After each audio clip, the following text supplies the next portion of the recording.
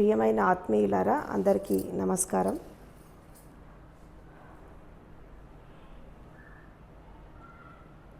ఈరోజు మనము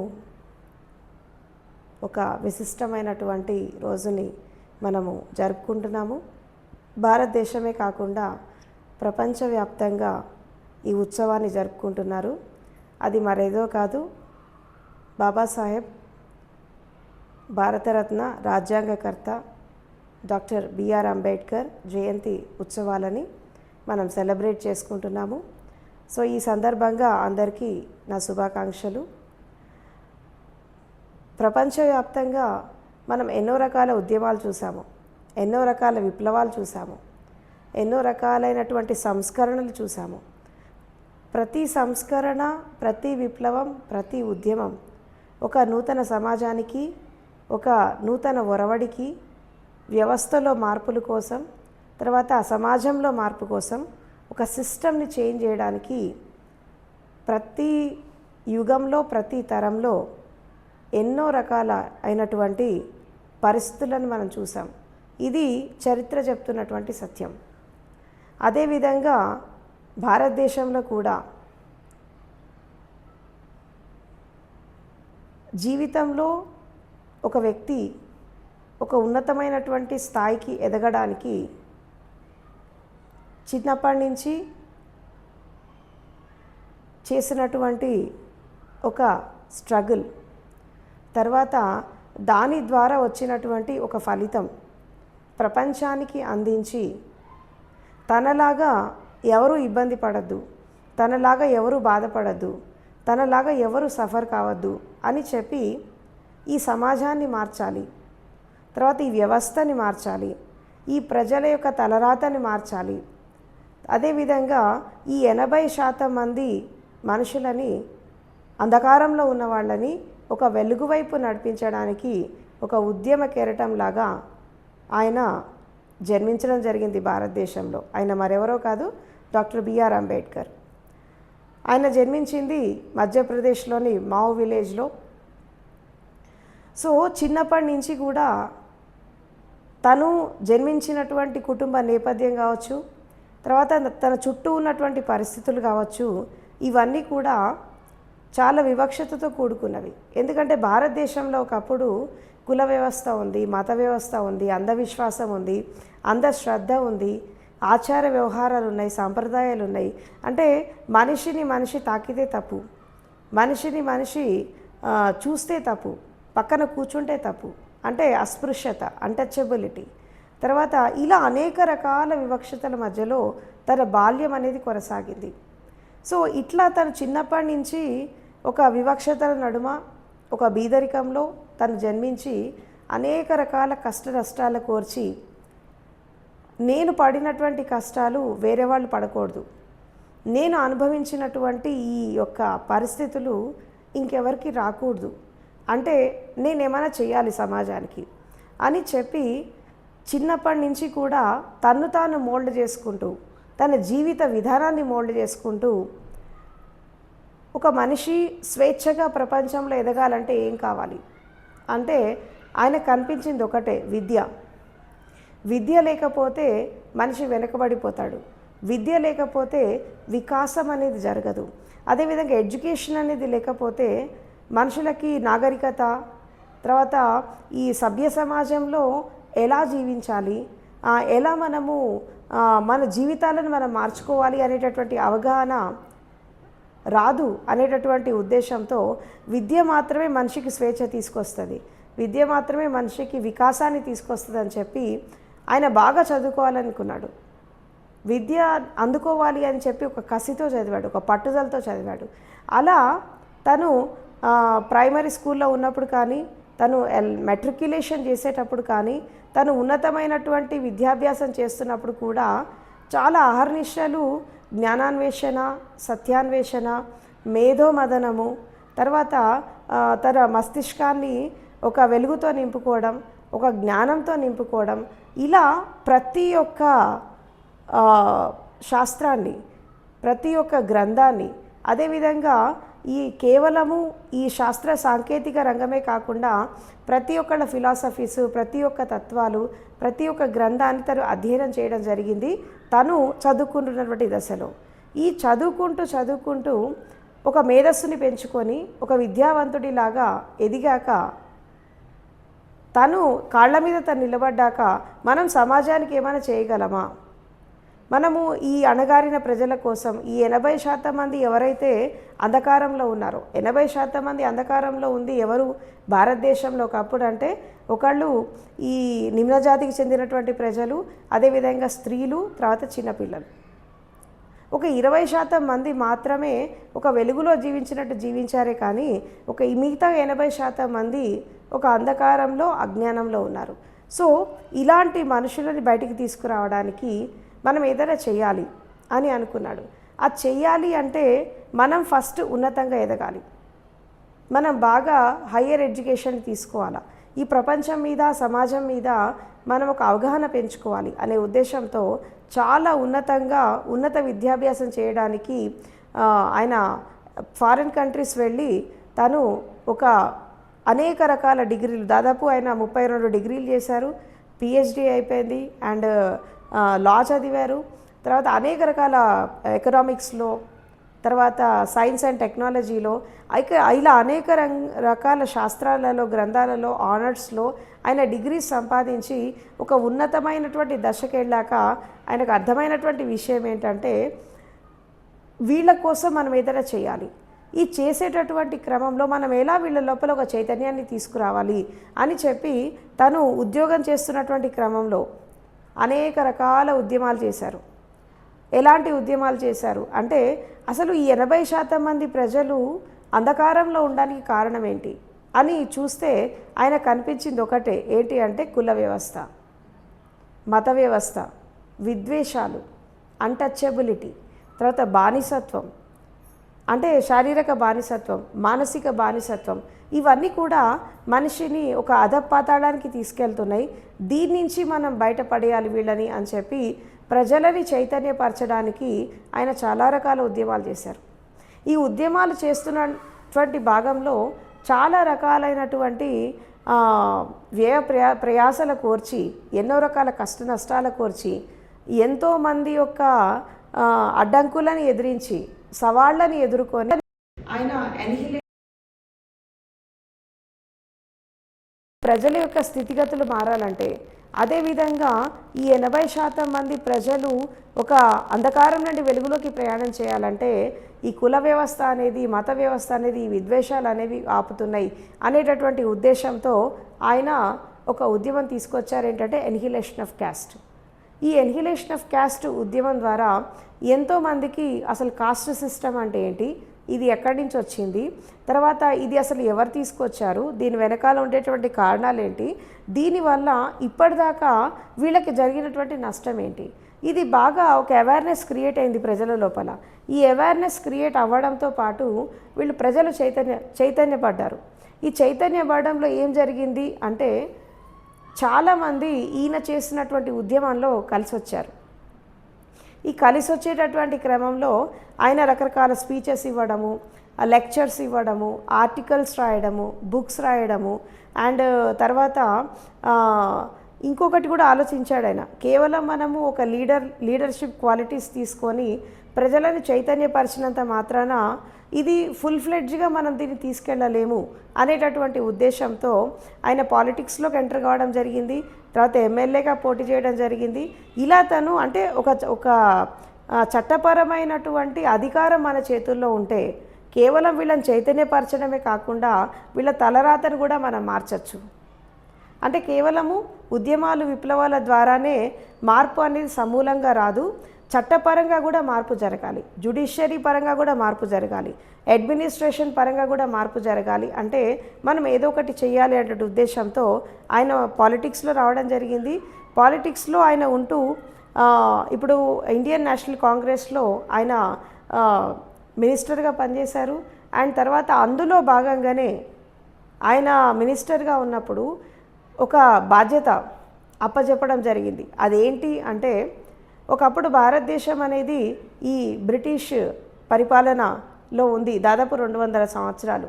ఈ బ్రిటిష్ పరిపాలనలో ఉన్నప్పుడు ఎప్పుడైతే భారతదేశానికి స్వతంత్రం వచ్చిందో, ఇండిపెండెన్స్ వచ్చిందో, దాని తర్వాత ఏం జరిగింది అంటే భారతదేశానికి ఒక ప్రత్యేకమైనటువంటి రాజ్యాంగం అనేది లేదు.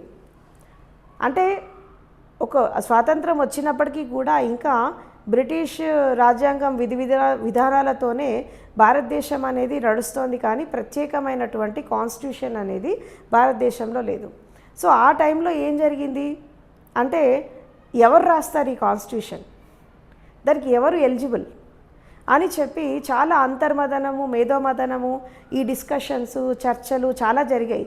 ఈ జరుగుతున్నటువంటి క్రమంలో ఏం జరిగిందంటే ఫస్ట్ ఆ కాలంలో ఉన్నటువంటి స్థితిగతులను బట్టి ఈ అప్పర్ కాస్ట్లో ఎవరైనా దొరుకుతారు, ఎవరైనా విద్యావంతులు, మేధస్సు ఫస్ట్ అక్కడ వెతికారు, కానీ వాళ్ళ దృష్టికి ఎవరు రాలేదు. అప్పుడు అంతటా వెతికి ఎక్కడ దొరకలేనప్పుడు అప్పుడు అంబేద్కర్ వీళ్ళకి కనిపించారు. సో ఈయన బాగా చదువుకున్నాడు, ఫారిన్ వెళ్ళి చదువుకున్నాడు, చాలా డిగ్రీస్ ఉన్నాయి, మంచి నాలెడ్జ్ గెయినింగ్ ఉంది, అండ్ తర్వాత మంచి మేధావి, సో అని చెప్పి ఆయనకి ఆ బాధ్యత అప్పచెప్పడం జరిగింది. సో అప్పుడు డాక్టర్ బిఆర్ అంబేద్కర్ చైర్మన్షిప్లో ఆ కాన్స్టిట్యూషన్ కమిటీ ఏర్పాటు చేసి ఈ రాజ్యాంగం అనేది మీరు రాయాలి అని చెప్పి ఆయనకి ఆ బాధ్యత అప్పచెప్పడం జరిగింది. అట్లా మనకి 1950లో మనకి భారతదేశానికి ఒక ప్రత్యేకమైనటువంటి రాజ్యాంగం అనేది వచ్చింది.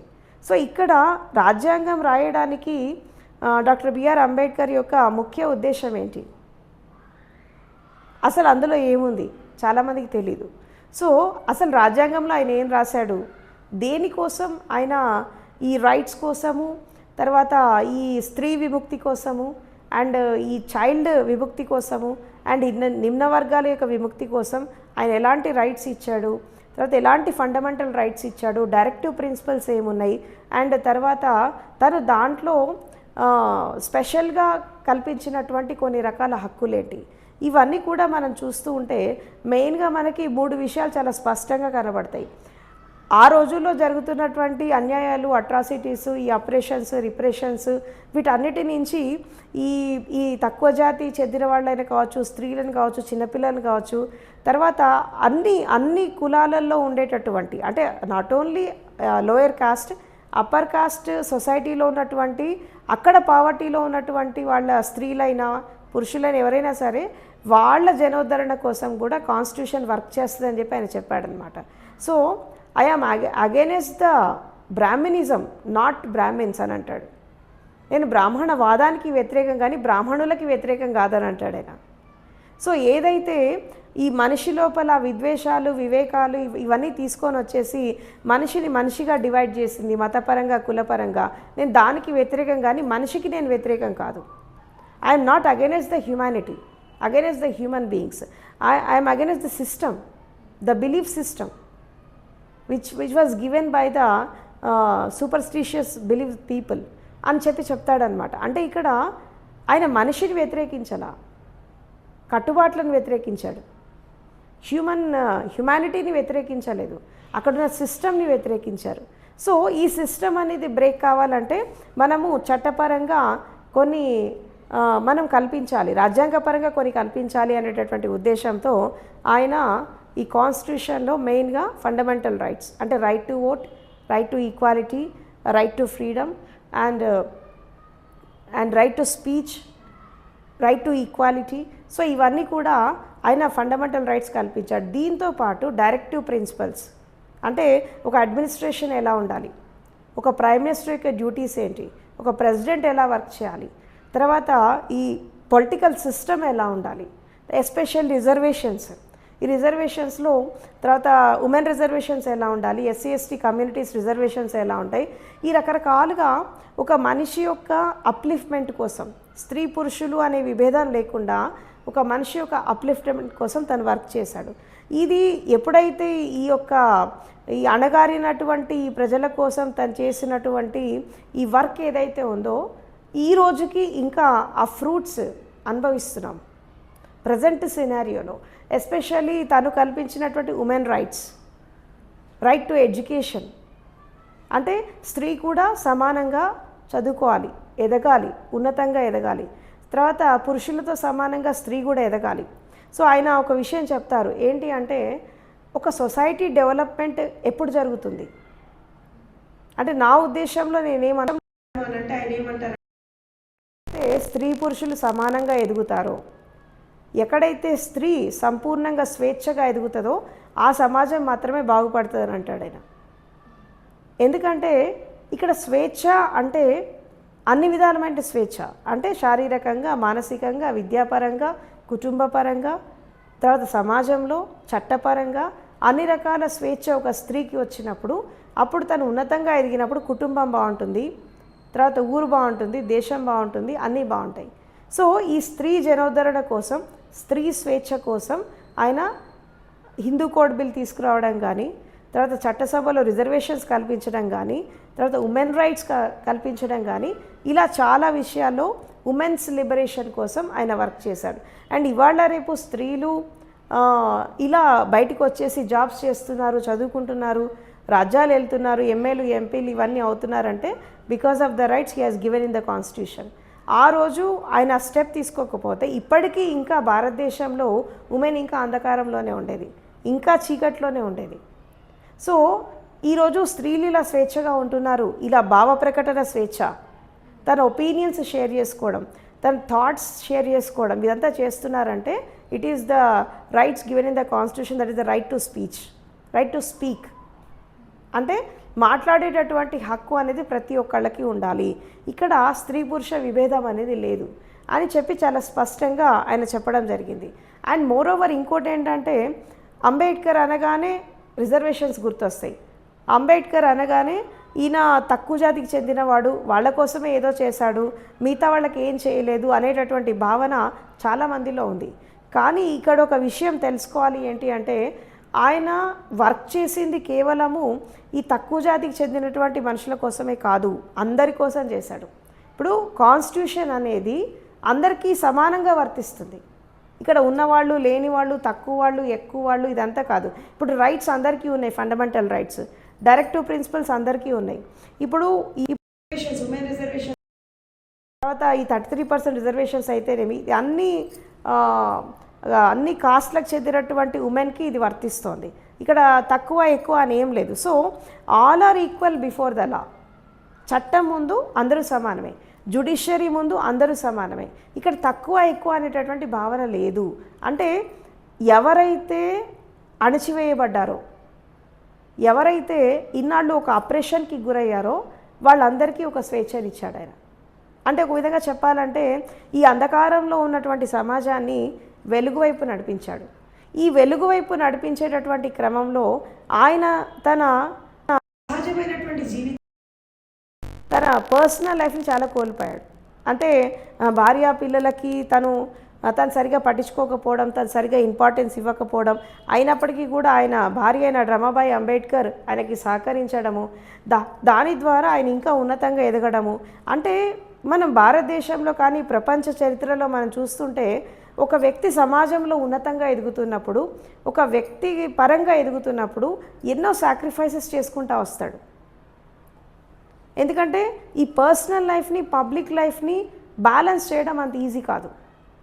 కొన్ని వదులుకుంటేనే కొన్ని ప్రపంచంలో మనం చేయగలుగుతాం. ఎందుకంటే ఉన్నతమైన లక్ష్యాన్ని పెట్టుకొని మనం ముందుకెళ్తున్నప్పుడు ఈ చిన్నటువంటి తాత్కాలికమైనటువంటి ఈ సుఖాలు, సంతోషాలు ఇవన్నీ కూడా మనం ఒక పక్కకు పెడితేనే మనం అటు వెళ్ళగలుగుతాం. ఈవెన్ ఒక మనిషి భౌతికంగా ఎదిగినా, ఆధ్యాత్మికంగా ఎదిగినా, ఎలా ఎదిగినప్పటికీ కూడా తప్పకుండా కొన్ని విషయాలు పక్కకు పెట్టాల్సి వస్తుంది. పెడితేనే మీరు ఉన్నతంగా ఎదగలుగుతారు. పెట్టుకొని వెళ్తున్నప్పుడు ఎప్పుడైతే మనం చిన్న వాటిని మనం సాక్రిఫైస్ చేస్తామో then we will going to higher states అని చెప్పి తను చాలా లైఫ్లో పర్సనల్గా చాలా కోల్పోయాడు. అయినప్పటికీ కూడా తను ఎక్కడ తగ్గకుండా తను ముందుకెళ్ళడమే జరిగింది. ఇలా చేస్తూ చేస్తూ ఇటు కాన్స్టిట్యూషన్ రాయడమే కావచ్చు, అటు లా మినిస్టర్గా పనిచేసినప్పుడు కొన్ని రకాల హక్కుల కోసం ఆయన ఫైట్ చేయడమే కావచ్చు. అండ్ వాస్తవానికి తన జీవితం అంతా స్ట్రగులే. అంటే ఇది ఒక విధంగా చెప్పాలంటే స్ట్రగుల్ ఫర్ ఎగ్జిస్టెన్స్. అంటే ఒక వ్యక్తి అస్తిత్వం కోసము పోరాటం చేసినప్పుడు, తన ఉనికి కోసం తను పోరాటం చేసినప్పుడు ఎంత స్ట్రగుల్ పడతాడో డాక్టర్ బిఆర్ అంబేద్కర్ లైఫ్ చూస్తే మనకు అర్థమవుతుంది.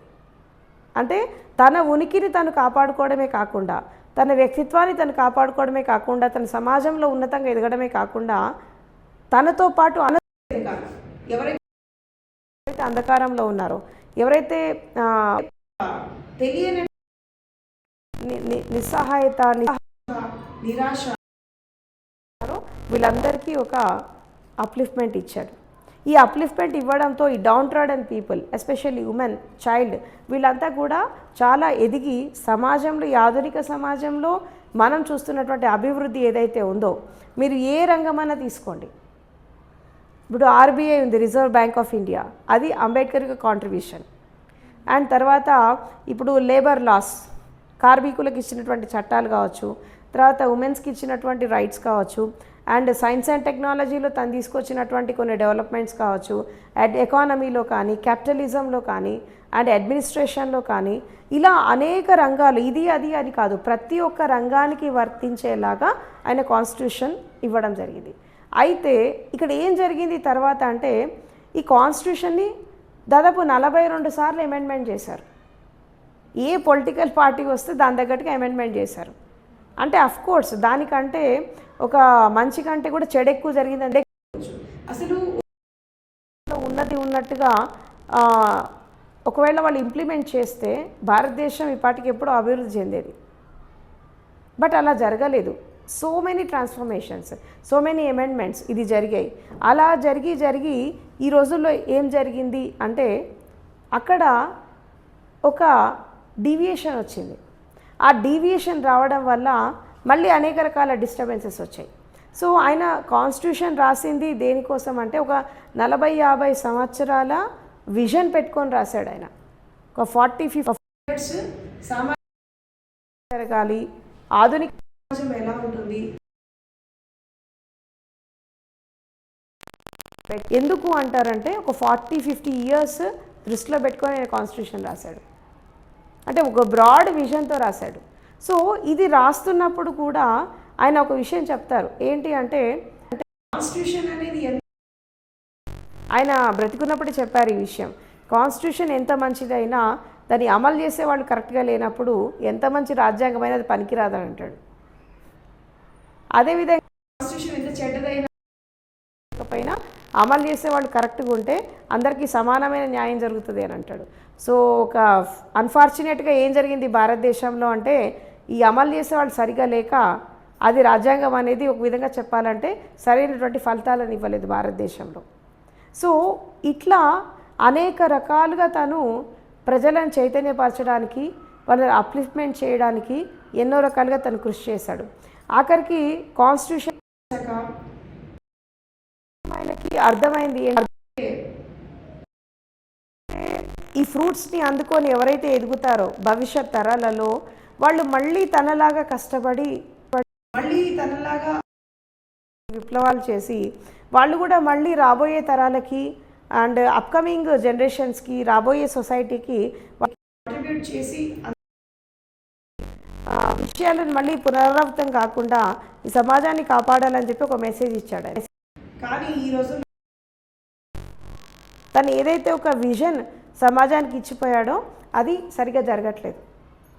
ఎందుకు జరగట్లేదు అంటే, అతి తక్కువ మంది మాత్రమే ప్యూర్గా, కొంతమంది మాత్రమే దాన్ని ఆయన ఫిలాసఫీని కానీ, తత్వాన్ని కానీ, ఆయన అడుగుజాడల్లో నడుస్తున్నారు. కానీ మెజారిటీ పీపుల్ అలా నడవట్లేదు. సో దీనివల్ల ఏమైపోయిందంటే, ఎక్కడ వేసిన గొంగడి అక్కడే ఉంది. తాత్కాలికంగా కనబడుతున్నప్పటికీ కూడా తీసుకుంటే మాత్రం అభివృద్ధి చాలా తక్కువ అయిపోయింది. కాబట్టి అలాగే ఉంది. అండ్ తర్వాత రకరకాల సమస్యలు ఉన్నాయి, అండ్ హింస జరుగుతోంది, అట్రాసిటీస్ జరుగుతున్నాయి, రకరకాల నేరాలు, ఘోరాలు, అవినీతి, అక్రమాలు, మోసాలు, ఈవెన్ హయ్యర్ లెవెల్లో కూడా జరుగుతున్నాయి. నాట్ ఓన్లీ లోయర్, హయ్యర్ లెవెల్లో కూడా జరుగుతున్నాయి. He has thought about this country, తన విజన్ వేరు, బట్ అది జరగలేదు. కొంతమంది దీన్ని క్యారీ ఫార్వర్డ్ చేస్తూ నడుస్తున్నారు, కానీ అది ఫుల్ఫిల్ కావట్లేదు. సో ఇక్కడ అంబేద్కర్ విజన్ ఏంటి, ఆయన ఏం చెప్పాడు అంటే, ఆయన ఆఖరికి కాన్స్టిట్యూషన్ రాసి అన్నీ కంప్లీట్ అయిపోయాక ఆయనకి 15 సంవత్సరాలు ఉన్నప్పుడు, ఆయనకి 15 ఇయర్స్ ఉన్నప్పుడు ఆయనకి బుద్ధుడితో అనుసంధానం ఏర్పడుతుంది, గౌతమ బుద్ధుడితో. ఎలా ఏర్పడింది అంటే ఆయన మెట్రిక్యులేషన్ పాస్ అయ్యాక, ఆయనకు 15 సంవత్సరాలు మెట్రిక్యులేషన్ ఒక ఫ్యామిలీ ఫ్రెండ్ ఉంటారు ఆయనకి, ఆయన ఒక చిన్న బుద్ధుడి పుస్తకం తీసుకొచ్చి ఆయనకి ఇచ్చాడు. ఇచ్చి ఇది నువ్వు చదువు అని చెప్పి ఇస్తాడనమాట. అప్పుడు ఆయన రెఫర్ చేస్తాడు. చాలామందికి తెలియని విషయం ఏంటంటే అంబేద్కర్ బాగా కానీ ఎట్ ద ఏజ్ ఆఫ్ 15 ఇయర్సే ఆయనకి బుద్ధుడి గురించి తెలిసి అధ్యయనం చేసి ఆఖరికి ఏం జరిగింది అంటే తను ఒక స్థితికి వచ్చాక, మరి భారతదేశంలో సిస్టమ్ ఎరాడికేట్ అంటే ఓకే కాస్ట్ ఎరాడికేట్ చేస్తాం, దెన్ చాలా ఆల్టర్నేట్ అని అనుకొని అప్పుడు ఆయన ఏం చేశాడు, అన్ని రకాల గ్రంథాలు శాస్త్రాలు అన్నిటినీ అధ్యయనం చేశాడు.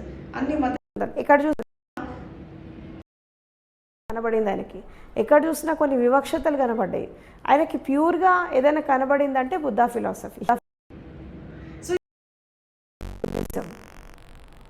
సో బుద్ధిజంకి అట్రాక్ట్ అయిపోయి, సో భారతదేశంలో ఈ కుల నిర్మూలన జరగాలి, ఈ విద్వేషాలు మానవత్వంతో, శాంతితో, సౌభ్రాతృత్వంతో, సమత సమానత్వంతో జీవించాలి అంటే బుద్ధిజం ఒకటే ఆల్టర్నేట్ అని అంటాడు ఆయన. బుద్ధిజం ఒకటే ఆల్టర్నేట్ అని చెప్పి ఏం చేస్తాడంటే ఊర్లోని దీక్ష ఒక 4 లక్షల మంది తన అనుచరులతో ఆయన దమ్మ దీక్ష తీసుకుంటాడు. అట్లా Buddhism and he has became a Buddhist. So ఆయనతో పాటు ఎంతోమంది ఆ బుద్ధిజాన్ని స్వీకరించి అక్కడి నుంచి మళ్ళీ ఇన్ఫర్మేషన్ రావడం జరిగింది. అంటే ఇన్నాళ్ళు పుట్టినప్పటి నుంచి రాజ్యాంగం రాసే వరకు పొలిటికల్ లీడర్గా ఉంటూ, లా మినిస్టర్గా ఉంటూ, ఒక ప్రొఫెసర్గా ఉంటూ, విధంగా ఒక సామాజికవేత్త లీడర్గా, ఇన్ని రకాల పదవులు అలంకరించాక కూడా ఆయనకు లైఫ్ అనేది ఫ్రూట్ఫుల్గా అనిపించలేదు. సో ఇది చేస్తున్నాము బట్ అని అనిపించి ఆయన ఏం చేస్తా అంటే మరి దశ దిశ చూపించాలి, ఆల్టర్నేట్ ఏదో ఒకటి ఉండాలా అని చెప్పి అప్పుడు ఆయన బుద్ధిజంని ఆల్టర్నేట్గా చూపిస్తాడు. అట్లా ఆయన ఒక బుద్ధిస్ట్ మాంక్ అయి తను ఈ ధర్మచక్ర ప్రవర్తన మళ్ళీ ఒకప్పుడు బౌద్ధ ధర్మం అనేది చాలా ప్రగాఢంగా ఉండేది. ఇప్పుడు మనకి 2600 సంవత్సరాల క్రితం. సో దాని తర్వాత జరిగింది అంటే పర్సన్స్ సాధన సంపత్తిని తీసుకొని వాళ్ళు ధ్యానము, అష్టాంగ మార్గము, ధమ్మపద ఇది దాన్ని కాపాడారు. కానీ అది కొంతమంది వరకే పరిమితం అయిపోయింది. ఓన్లీ మాంగ్స్ వరకు, మొనాస్ట్రీస్ వరకు మాత్రమే పరిమితం అయిపోయింది, కానీ ప్రజలలో వెళ్ళలేదు బుద్ధిజం. కొంతమంది ధమ్మదీక్ష తీసుకుని అంటే ఇక్కడ భారతదేశంలో ఒకప్పుడు ఎళ్ళగొట్టారు బుద్ధిజాన్ని భారతదేశం నుంచి.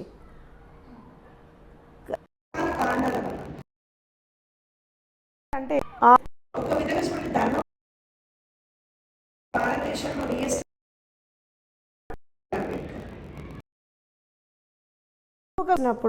సాధనా సంపత్తి అంటే ప్రాక్టికల్ ఆస్పెక్ట్ని మళ్ళీ భారతదేశంలోకి తీసుకొచ్చింది ఆచార్య. సో మళ్ళీ తిరిగి రీఎస్టాబ్లిష్మెంట్ అనేది జరిగింది. సో ఆయన ఒక కర్తగా, మానవతామూర్తిగా, అదేవిధంగా మంచి ఇంటలెక్ట్ విజ్ఞానాన్ని సమాజంలో తను ఇంతమంది ఒక దేవుళ్లాగా నిలబడ్డాడు. 80% మనుషులకి దేవుడు అయ్యాడు. సో అలా అవ్వడంతో ఏంటి అంటే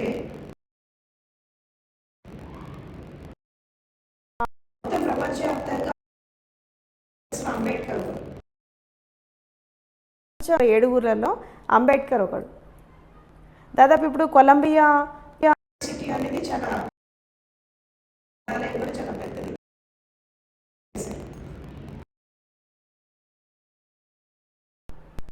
రీడింగ్ అంటే చాలా స్కిల్స్ అంటే ఇంట్రెస్ట్,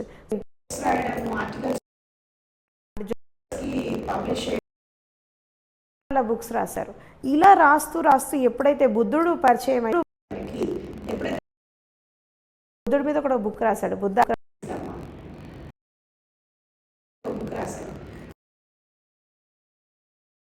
ఇవంలో కొన్ని రకాల అది కూడా ప్యూర్ కావాలి బుద్ధి చెప్పి మళ్ళీ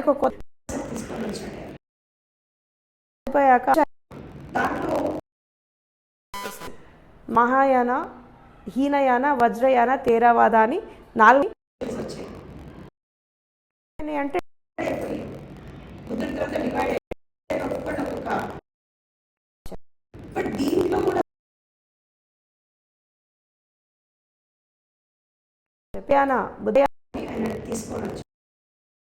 దేశంలో ఏంటి అంటే ఒక మనిషి కేవలం ధ్యానం చేసి తపస్సు చేసుకుంటూ అష్టాంగాన్ని ఆచరించి వెళ్ళిపోవడం సమాజాన్ని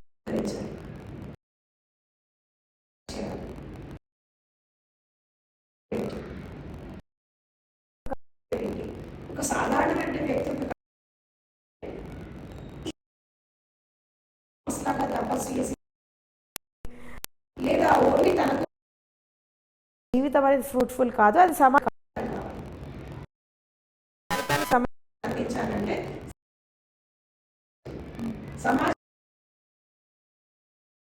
సమాజాన్ని అర్థం చేసుకోవాలా, చదువుకోవాలి, సమాజాన్ని ఒక సమాజ స్వీకరించు పోరాడు. ఆయన ఒక విధంగా ఆయన స్లోగన్ అది. అంటే ఎడ్యుకేట్, ఎజిట్ అండ్ ఆర్గనైజ్. ఎజిటేట్ అంటే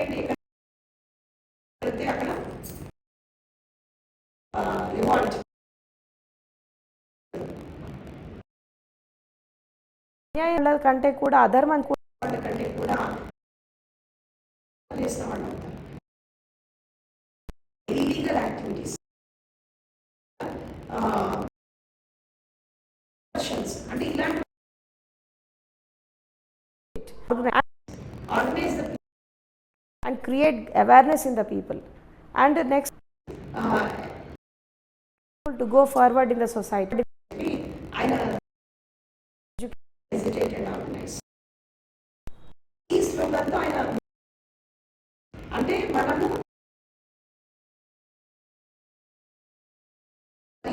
తర్వాత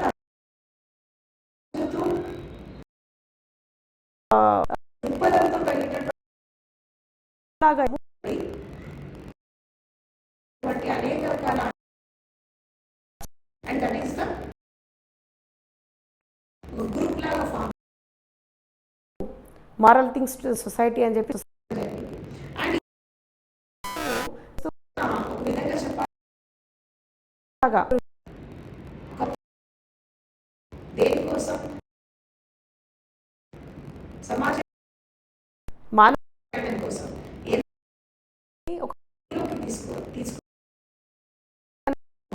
కలిగించారు. జీవన అంటే ఈ వ్యక్తి జీవితానికి ఆధారంలా ఒక వ్యక్తి ఒక జ్యోతి వెలుగు అది ఎంతమంది అని మనం చూస్తే లైఫ్ చూస్తున్నారు. ఇప్పుడు ఆయన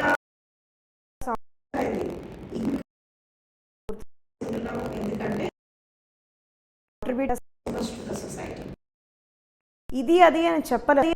సో మెనీ డైమెన్షన్స్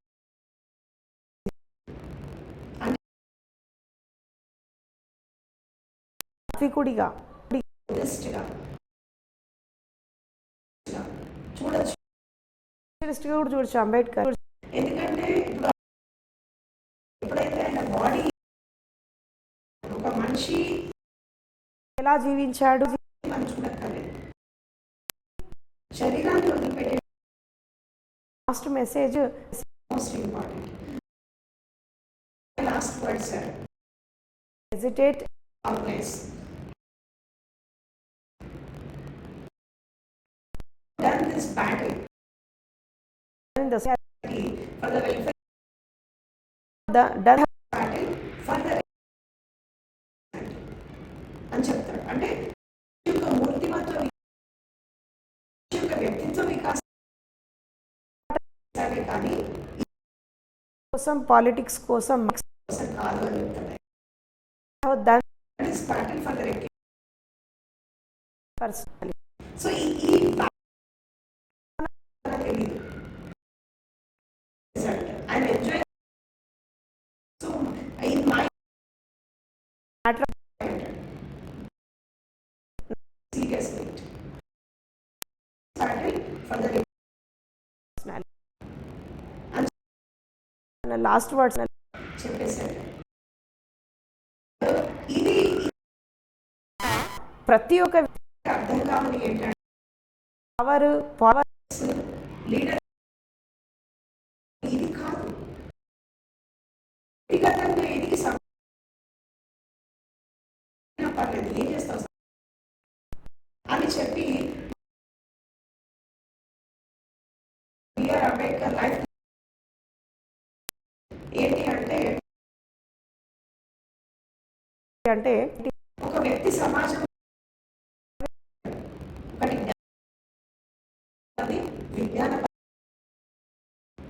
జ్ఞానం తప్పకుండా సెల్ఫ్ చేసుకుంటూ తన చేసుకొని కొంత సమాజంలో self is the most spiritual భాషలో సెల్ఫ్ యాక్చువలైజేషన్, సెల్ఫ్ రియలైజేషన్. ఇది మేధస్సు సాంకేతిక పరంగా ఒక మేధావి లాగా అనేది అవుతున్నాడు. ఎందుకంటే సిస్టమ్ కూడా ఇలాగే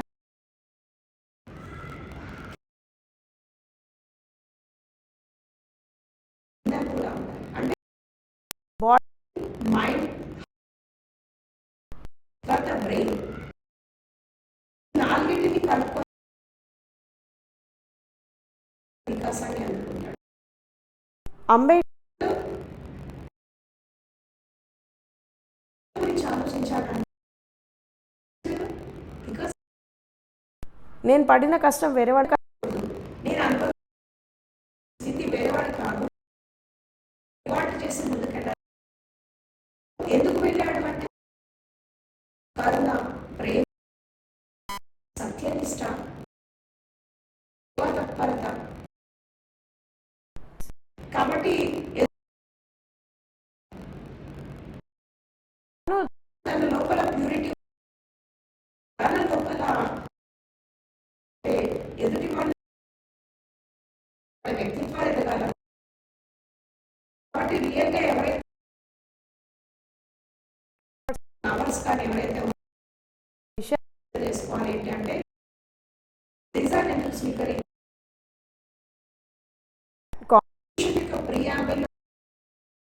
తీసుకున్నటువంటి సూత్రాలు ఏవైతే ఉన్నాయి అదే లిబర్టీ, క్వాలిటీ, ఈక్వాలిటీ కొన్ని రకాల పెట్టాడు. ఇన్స్పైర్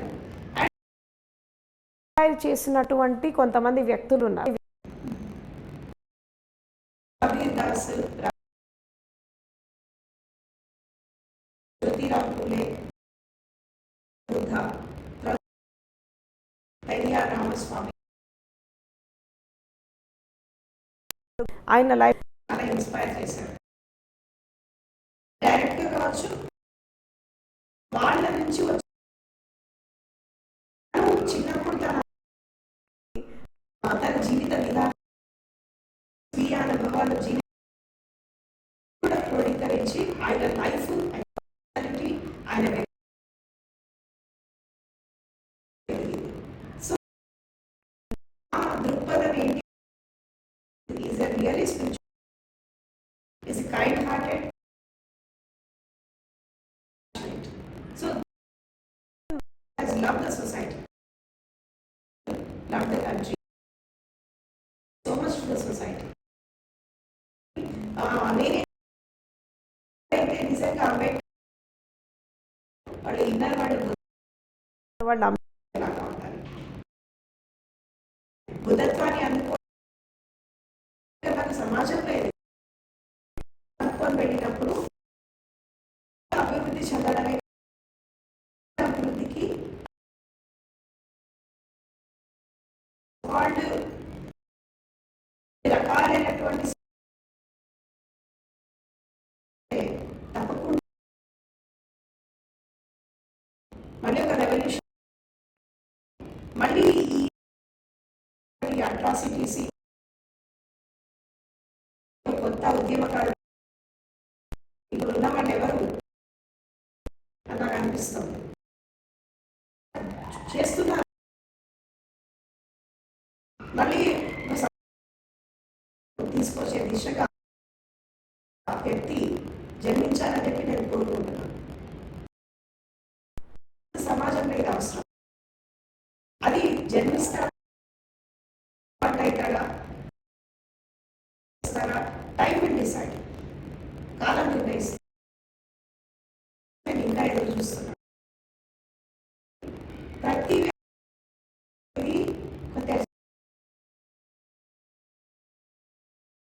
కాబట్టి సామాజికంగా ఎదిగినప్పుడు తన యొక్క వ్యక్తి కాకుండా చేస్తారో అనేది చరిత్రలో అక్షరాలతో లెక్కించబడి చరిత్ర సృష్టిస్తారు. సమాజం బిఆర్ అంబేద్కర్ ఇన్స్పైరింగ్ తప్పకుండా, ఎందుకంటే తను అనుభవించినటువంటి ఇదంతా చదివితే యూత్కి చాలా కనుక మార్పు తెచ్చుకునేటటువంటి అవకాశం ఉంటుంది. సో ఆయన పెట్టాలి. అండ్ రాజ్యాంగంలో ఎలాంటి ప్రిన్సిపల్స్, లాస్ ఉన్నాయి, ఇదంతా